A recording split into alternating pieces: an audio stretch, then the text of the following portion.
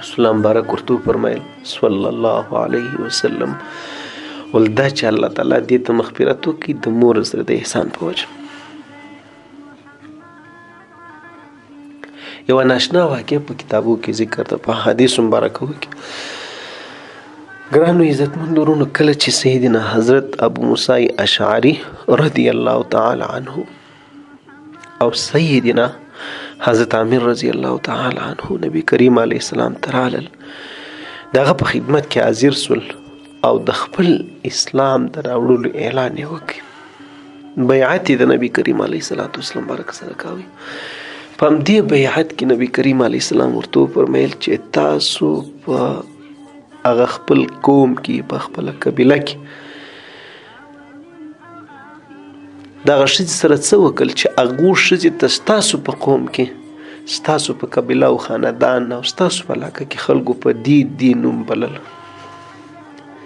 دا انسان خو خپل نوم وي. د بعضې خلکو څنګه نومونه وي، د بعض څنګه نومونه وي. ښه نوم دا د انسان لپاره په هر ځل یادولو یوه نیکي د انسان په ملنامه کې جمع کېږي. موږ تاسو ټولو له پکار ده چې خپل نومونه د صحابه کرامو رضی الله عنهم اجمعین او د انبیاء علیهم السلام برکانو په نومو برابر کو. که معنی غلطی د نوم هغه د معنا تاثیر هم د انسان په وجود، په اولاد، په ژوند زندگی، په رزق روزي، په هر څه باندې لویږي. دا ښه نوم خورا ډېر لوی برکات دی. نو رسول الله مبارک ورته وفرمیل چې ستاسو په قوم کې هغه ښځې ته په دا نوم ویل کېدل، هغو سره تاسو څه وکړل؟ ابو موسی اشعری رضی الله تعالی عنه ورته وفرمیل، حضرت عامر رضی الله تعالی عنه مبارک ورته وفرمیل چې ای د الله نازولی پیر قربان مور پلار دې مې ته تازه هر خو په خپل قوم کې پاته سول، وله پر خپل کور و،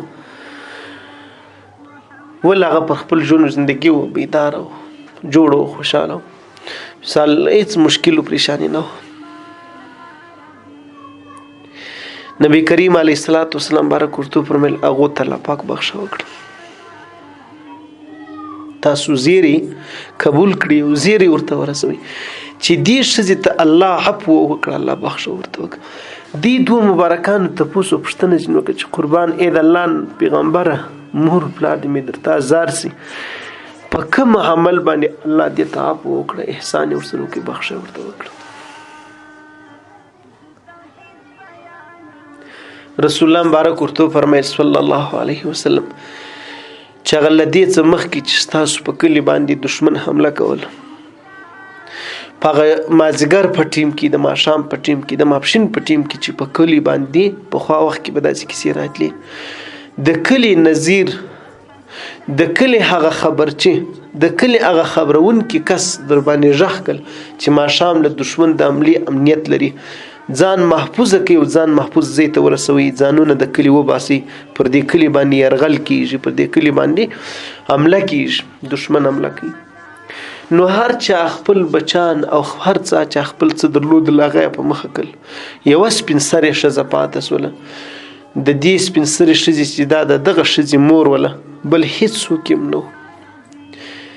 دې لور یې دا مور را په شا کړله، په ډېر تکلیف و، په ډېر دغه مشقت یې در خپل ځای پورې ورور کوري و، د ماما کوري و، در هر ځای چې د محفوظ ځای و، د حفاظت ځای و، در هغه په ډېر تکلیف ورسول. پر همدې تکلیف د دې سپین سرې بوډۍ ښځې سره چې دا یې په شا کړې د دې خپلې لور، د دې د ټولې زندګۍ څه چې هر څه ول الله ورته وبخښل، الله دې ته مغفرت وکړي، الله احسان ورسره وکړي، الله عفو ورته وکړي. ځه د دې مور سره د احسان په وجه، د مور د دې خدمت او د دې د وړلو په سبب باندې دې دوه مبارکان ورته فرمایل اشهد انک محمد رسول الله، بې له شک او شبهې موږ شهیدي ادا کوو، ځکه دا واقع ډېره مخکې پیښه سوې وه او داسې هوبهو چې څنګه تا راته بیان کړله هغسې د چا په عقل او ګمان کې خو څه کوي چې دا چې د الله پیغمبر نه څنګه په خبرېدلی شي.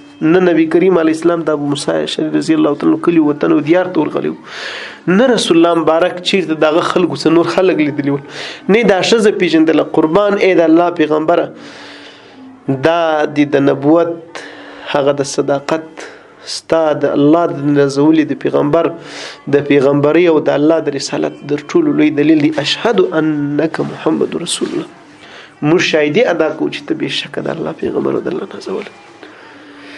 عزیزانو، یو طرف ته تاسو خالي دې ته وګورئ چې د مور سره د احسان په وجه الله در ټولې زندګۍ ورته تېرېږي.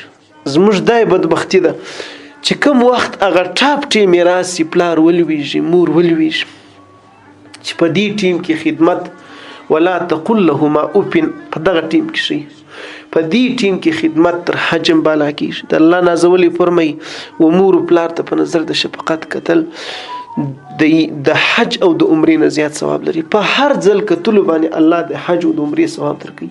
نو صحابي پوښتنه ځینې کوي، د رسول الله مبارک ملګري پوښتنه ځینې کوي چې قربان د الله نازولی که انسان ډیر ورته وګوري، چې هر څومره واره په نظر د رحمت ورته وګوري، د شفقت ورته وګوري، په دې نظر ورته وګوري چې څه شی کم دي، څه شي ته ضرورت لري.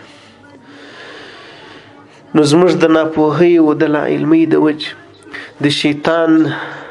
د شیطان د مخ تور سي، د هغو د کوشش د وجې په دې ټیم کې خدای ناکرده د موږ تاسو خپل مور و پلار خامخا دې به څه خبره کوي، خو سپین ږیري دي، مثال عقل کم سي په دې ټیم کې، مثال په تکلیف یې ناجوړي، خامخا هغه کشنۍ څنګه موږ تاسو ګرځو. په دې ټیم کې انسان برته کشنیوالي ته ځي. نو د دې خو دا مطلب نه دی چې سړی ترک به یې پرېږدي. په دې ټیم کې ثواب د جومات د راتګې ثواب زیات دی. که د دې خدمت تو حج ته درتګې ثواب زیات دی. حج ته مځ دې خدمت وکړه. زما ګرانو عزتمندونو، یو طرف ته د دې واقعې څه د مور و پلار سره د احسان، بیا خاص کر په دې اخر عمر کې در ټول عمر در زندګۍ الله ورته تېرېږي، ځه ما ته بخښه کړې. دویم طرف ته د رسول الله مبارک ګواهي تاسو وګورئ، د الله د نازولي همدغه شانتې عزیزانو هره خبره چې موږ ته کړې ده، که پر مخ راتلونکې ده، که په قبر کې موږ ته ورسره مخامخ کېږو، په عقل باندې موږ ایمان نه دی راوړی، موږ په عقل پسې ځغله، دا خبرې ټولې تر نقله پورې دي. د قبر حال په عقل نه معلومیږي. په لحاظه کمې خبرې چې موږ ته سوي دي هغه داسې در سره یادې وساتئ چې زما او ستا د سترګو معلومات غلط کېدلی شي، لیکن دا به دې مخ ته ضرور راځي. او کوشش وکړئ چې موږ ځان په دین کې پوه کړو. دومره علم په هر نارینه او زنانه فرض دی چې د هغه سره انسان حلال جایز ناجایز وپېژني. او په دې دنیا کې در ټولو غټ کار دا دی چې یو عام مسلمان د بل مسلمان په نفع ورسي، قریب له په نفع ورسي، خپل اولاد چې مور و پلار له په درد ورسي.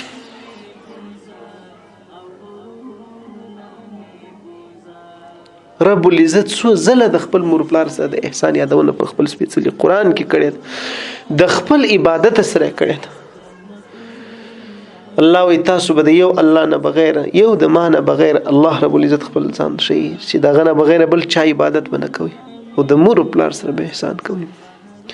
د مور پلار عزت دغه خبره منل پروا کې. یو عالمو یو ځل شاګردانو ته چې ورلی درس ورکوي، په دې درس کې یو شاګرد ورته وایي، وایي استاد هغه ورته وایي ها، وایي ماخستن مې په خوب کې لیدلی په جنت کې ګرځېدي. هغه وایي دا خو ډېر ښه خوب، وایي ناشنا دا وله چې ګرځېدي خو په جنت کې، خو په ږیره پسې دې ملغلرې ځړېدي. هغه ورته وایي ښه، وایي دا دې هم ټیک خبره ده. هغه ورته وایي څنګه؟ استاد ورته وایي دا دې ټیک خبره ده. هغه ورته وایي څنګه ټیک خبره ده؟ دا ږیرې باندې ملغلرې څه معنا راځي؟ استاد ورته ویل ماښام په دې ږیره باندې د خپل مور پښې ورصفا کړي دي. څه مې کړي دي؟ عزیزانو، مور و پلار چې هر څونه عزتمند دي هغونه ښه خوند کوي. انسان یې پر یو کپړه خیال وساتي، انسان یې پر یو صفایي خیال وساتي، انسان را ولاړ سي، مثال یو د دوا او د ډاکټر او د یو بل بندوبست مثال درته هم که نه، الله رب العزت موږ تاسو ټول ته هم دغه توفیق را نصیب کړي.